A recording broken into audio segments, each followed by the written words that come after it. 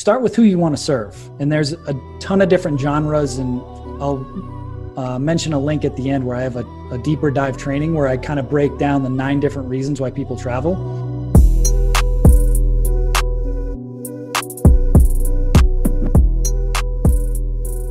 For you, what is it that you're looking for? Is there a rule? Do you strictly look at the numbers, or is there another kind of a specific type of property that makes the most sense for this business model?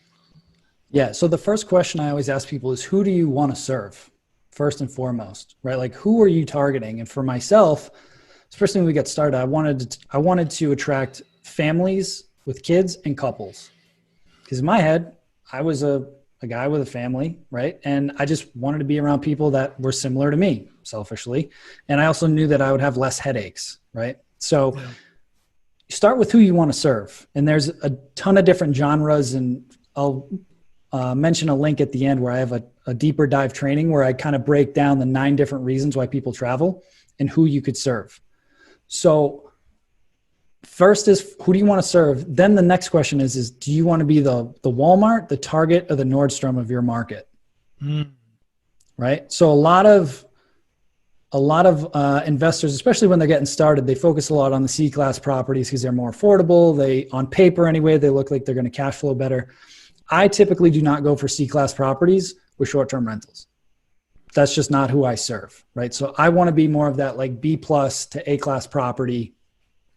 Most of my multis, I would say, are in the B-class range that we have for short-term rentals.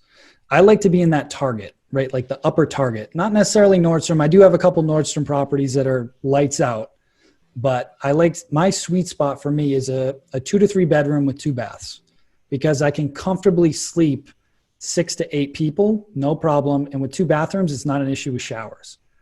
Now, the next thing you want to think about is where, again, when you identify who you want to serve or who could you serve, when you're looking at where do you want to set up a property? So a lot of folks got crushed during COVID because they were only catering to one type of client, right? Whether it was a vacationer or whatever. All of our properties, actually, even our beach house in Florida did well during that time. But the majority of our properties, they're about 30 minutes outside of a major metro. So I don't operate inside of Boston. I don't operate inside of Asheville, North Carolina.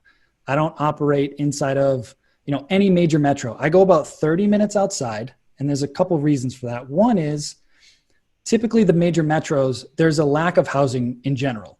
So most of them are implementing regulations to highly restrict short-term rental activity in like the proper metros themselves, right? So like Boston, it's nearly impossible to run in Boston, right? So I'll go 30 minutes outside of Boston, find a nice town with either train or easy access into the city if they want that. But then I'll also look for, is there a university there? Is there a decent sized hospital there? What type of employment centers are there? How close is it to any local attractions? How close is it to a beach or some type of other activity? And when I blend all of those, or at least, 3 or 4 of them, I'm attracting a lot of different traveler profiles, whether it's traveling nurses, whether it's corporate travel, whether it's families, whether it's people that are looking to relocate because of business, right? So I'm attracting I'm diversifying my client base based on the locations that I choose.